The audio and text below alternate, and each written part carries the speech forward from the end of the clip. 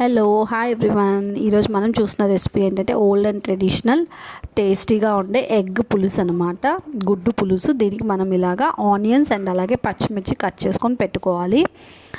అలాగే ఎగ్స్ని బాయిల్ చేసుకొని పీల్ చేసుకున్న తర్వాత ఇలా ఘాట్లు పెట్టుకోవాలి. ఇలా ఘాట్లు పెట్టుకోవడం వల్ల మనకి పులుసు మసాలా అంతా ఎగ్స్కి పట్టి టేస్టీగా ఉంటుంది. అలాగే చింతపండును కూడా నానబెట్టి పెట్టుకోవాలన్నమాట.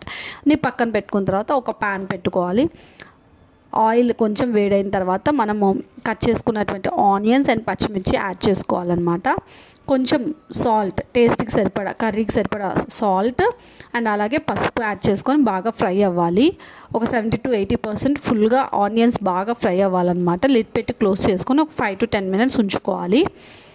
ఫ్రై అయిన తర్వాత మనం నెక్స్ట్ కారం యాడ్ చేసుకోవాలన్నమాట. మసాలా కారం అండ్ అలాగే పచ్చికారం రెండు యాడ్ చేస్తున్నాను నేను ఇక్కడ. ఒక 2 to 3 minutes బాగా మిక్స్ చేసుకోవాలి. తర్వాత మనము బాయిల్ చేసి పీల్ చేసుకున్న ఎగ్స్ని యాడ్ చేసుకోవాలన్నమాట. Please subscribe to Alekhya's kitchen Indian recipes for more videos. తప్పకుండా మీరు ఈ రెసిపీని ట్రై చేయాలి. చూసారు కదా, ఎగ్ ఇలా ఫ్రై అయిన తర్వాత మనం చింతపండు పులుసుని యాడ్ చేసుకుంటే ఒక 5 minutes ఉంచుకుంటే రెడీ అయిపోయింది. Thanks for watching. Bye bye.